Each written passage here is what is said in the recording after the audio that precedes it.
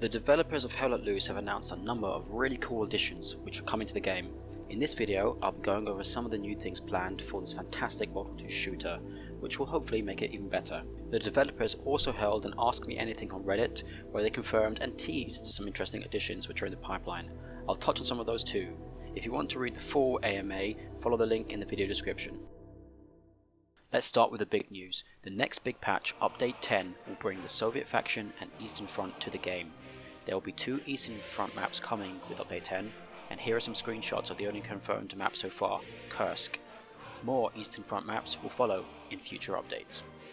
The developers have described Kursk as an open map of dominating ridgelines and trench networks that house the defense-in-depth positions that the Soviets made famous in their attempts to hold the German armoured advance.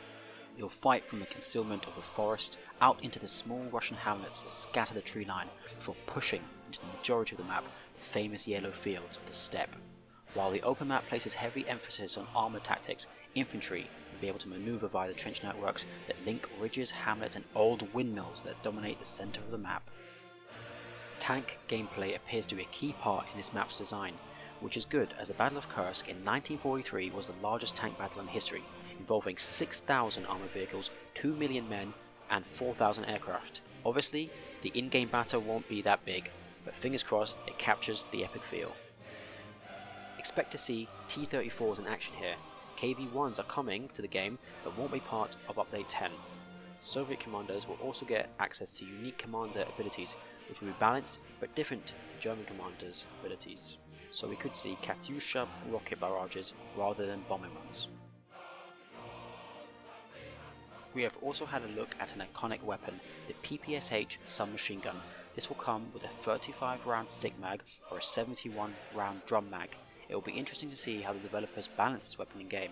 Its rapid rate of fire and the realistic quick time to kill gunplay of Hell Let Loose might make it a bit overpowered, especially if you have multiple people in a squad spraying with it, but we'll have to wait and see how it is implemented.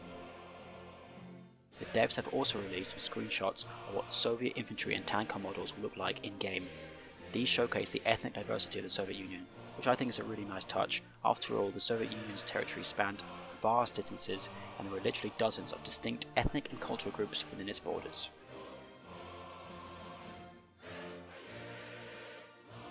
Now moving to the AMA, which was hosted on Reddit, I've picked out some of the information that we got which I found most interesting.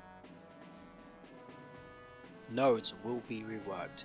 These are resource generating structures which need to be built by engineers so commanders have enough resources to spawn vehicles, drop bombing and strafing runs, and use abilities like airheads, which is a type of temporary spawn which can be dropped behind enemy lines.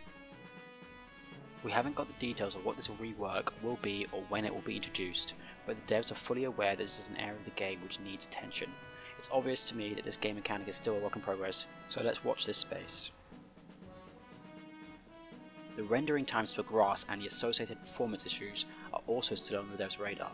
Further map overhauls are in the works to address this.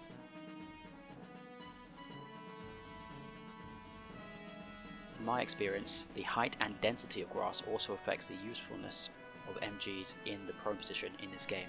This issue is being looked at, so hopefully MGs will be a bit more useful in the future. Unsurprisingly, the devs have confirmed that player controls planes will not be coming to Hell Let Loose because the maps are too small. But more vehicles are in the works, like the late war super heavy tanks such as the Soviet IS-2 and the German Tiger II. They also suggested that we could get some cool specialist vehicles like the Flak Panzer, Sturm Tiger or Sherman Calliope, which is a Sherman that has rocket launchers mounted on top of it. Speaking about tanks, an overhaul of how tanks work in Hell Let Loose is also coming. It isn't clear if this will be fully introduced in Update 10, but here is a snapshot of what the devs are currently working on. They want to improve tank handling regarding speed and changing gears and the feeling of bounciness and jitters which currently affect tank gameplay. Shell mechanics will get revamped so that tank-on-tank combat will feel better and less random, i.e. no weird one-shot kills that shouldn't happen. The speed at which certain tanks can turn their turrets will be adjusted so it's more historically accurate. Custom tank skins could be coming in the future. Panzer IVs and stock Shermans are coming, and these will become the bulk of the armoured vehicles which are available. which again would be more historically accurate, as Tiger tanks were a rare sight on the battlefield, so it's a bit odd for them to be spammed in-game. There's going to be new sound effects and visual effects for when a tank hits a target, or shot bounces, or penetrates. They also said they're going to refine tank deaths, so instead of just receiving a blank killed in action screen, you might get a bit more variety. Perhaps your tank could burst into flames and you get roasted inside, or you're given the chance to jump out if your tank gets disabled. Core blimey! In addition to the upcoming introduction of the Soviets, the devs have confirmed they are working on a British faction, which will obviously come with its own weapons and vehicles. They also hinted that the Pacific Theatre and Japan could be coming too. Update 9 saw the introduction of melee combat, and now we've got confirmation that bayonets and further melee weapons are coming. Changes to existing loadouts are also planned. According to the devs, this is to reduce the number of automatic weapons present in the game, which feels to me a bit historically inaccurate at the moment. The new weapon loadouts will include mortars, flamethrowers and trench guns, as well as different bolt action rifles, like the American Springfield being added to the game for regular troops. The anti-tank class drew a lot of questions on Reddit. The devs have indicated that the current anti-tank role will be nerfed a bit by changing the rocket launchers so they don't come preloaded and perhaps increasing reload times.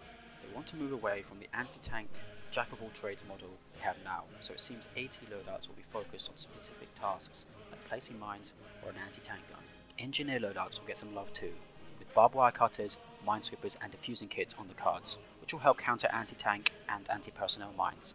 In addition, the wire cutters will also help counter the deployable barbed wire fences which were buffed in Update 9. Hopefully wire cutters will also work on the fixed barbed wire which appears on some maps.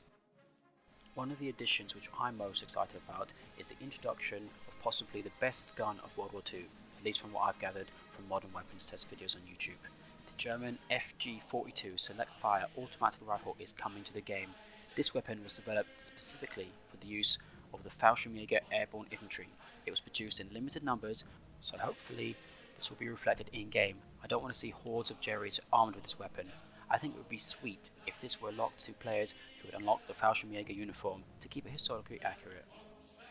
Another exciting upcoming addition to the game are half-tracks. The devs see them working as mobile garrisons, which can be used to execute flanking maneuvers. We don't know at this stage if the spawn function will work while the vehicle is moving, or whether it would have to be stationary and the engine turned off for players to be able to spawn on them. Either way, I think that would be a cool addition to the game. Here are a few other things which are coming for Hell Let Loose. The BAR loadout for the American machine gunners will be getting a bipod. There will be more character customization coming down the line, and overhauls of existing maps will continue as they bring them into line with the performance and optimization improvements achieved on the newer maps. In addition, new deployables like heavy machine gun nests, mortar pits and flat cannons could be coming, and these might be upgradable. Last but not least, DirectX 12 and DLSS support could be coming to the game soon. That is all for now. If you enjoyed this video, please give it a like, comment and subscribe for more Hell Let Loose action.